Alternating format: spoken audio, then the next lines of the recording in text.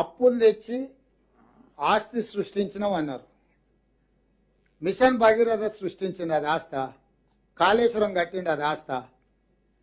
ఏదైనా అప్పు తెచ్చినప్పుడు పెట్టుబడి పెట్టి ఆ పెట్టుబడి ద్వారా ఆదాయాన్ని వచ్చి మళ్ళీ తిరిగి అప్పు కట్టాలి.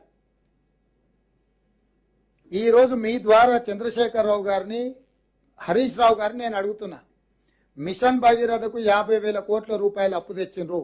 ఒక్క రూపాయి అయినా ఆదాయాన్ని సృష్టించి ఆ ఆదాయంతో నువ్వు అప్పు కట్టినవా? 1,00,000 కోట్లు కాళేశ్వరానికి అప్పు తీసుకొచ్చిన, ఒక్క రూపాయి అయినా కాళేశ్వరం కట్టి ఆదాయాన్ని పొందే ఆదాయం కట్టినవా? ఇవాళ ఈ ప్రాజెక్టులు కట్టి తద్వారా ఆదాయం వస్తుంది, ఈ ఆదాయం ద్వారా మీ అప్పు కడతా అని చెప్పి వాళ్లకు డీటెయిల్ ప్రాజెక్టు రిపోర్ట్లు బ్యాంకులకు ఇచ్చి ప్రభుత్వానికి వచ్చే నికరమైన ఆదాయాన్ని ఈ అప్పులకు కట్టే పరిస్థితి కల్పించిండు. అందుకోసం ఆర్థిక సంక్షోభం వచ్చింది ఈరోజు రాష్ట్రంలో.